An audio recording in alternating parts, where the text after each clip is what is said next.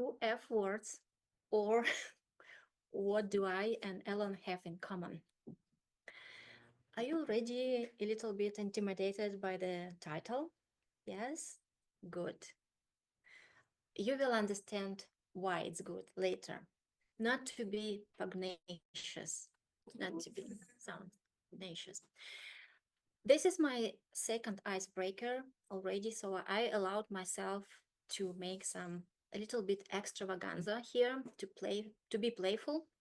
And the second pathway I chose is dynamic leadership. The reason I chose that because it promised me a little bit of conflict, and I love conflict. I search for conflict in my life coaching practice. When I work with clients, I search for conflict in their desires, in their feelings, in their narratives, in their uh, beliefs. So why? Because conflict leads to change of situation. I have a vision. I have a vision of peaceful coexistence of all, embracing uniqueness and of each of us and interconnectedness of all of us. So you can feel that that's already creates some kind of conflict here because we are all different. We have our own points of view, and yet we have to connect to each other to interact. And the peace part in my vision is about conflict resolution as the method to get to the peace. Of course, there are two F words, these mysterious ones that you will know later. Why Elon? Why Elon Musk? Why I decided to invite him in my icebreaker when I'm supposed to introduce myself? Well, I don't follow the news a lot, but they have a tendency to sneak out and sneak in my life, everyday life. So from what I understand, he is one of the most controversial figures right now in this country, at least, or maybe in the world. And maybe that's why, seeing him struggling right now, I wanted to give a hand, maybe a hug to my fellow heretic. Here, two F words.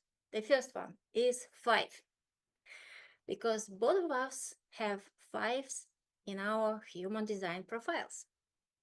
Five is about heretic, the one who is catalyst of change, the one who is misunderstood, the one who feels not heard, the one who is especially vulnerable to the projections of others. Do you remember how he was the hero several years ago, and how almost overnight he became an enemy for so many people? That's how projections works, how projections of people's fears, expectations, hopes work. They change over the night. What is different though in our profiles that his five is unconscious and my is conscious. So in my work, I'm happy to consciously lead my clients to change. And he's doing what is testing and questioning what is good, what is normal. And to be honest, it annoys people. Maybe that's why there's some projection work this way. Second F is for future. Both of us are visionaries. I created my vision on the previous pathway, and it serves me so well. I understand what I'm doing, and when I feel not supported by others, I go back to my vision, I go back to my purpose, and it serves me well. We have visions for the future. I have my vision as peaceful coexistence of all on earth. And Elon has his vision, as I understand, expansion of consciousness in space. All right, two different visions. I don't know which one is more realistic, even, but we are both firm in our visions as a guidance. In conclusion, I wanted to invite third person in my introduction, And this is Daniel Schmachtenberger. He is a current modern social philosopher. He used to be a couple family counselor, so he knows one or two things about conflicts.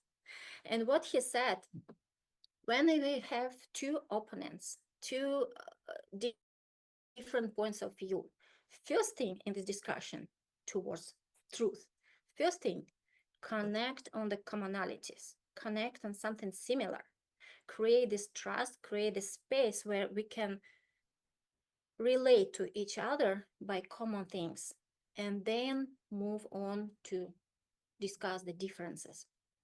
And for me, that's the truth that I hold on. Let's see in each other some common things, some similarities, humanity at least, right?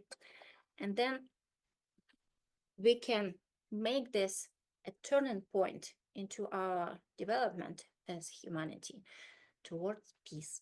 Thank you.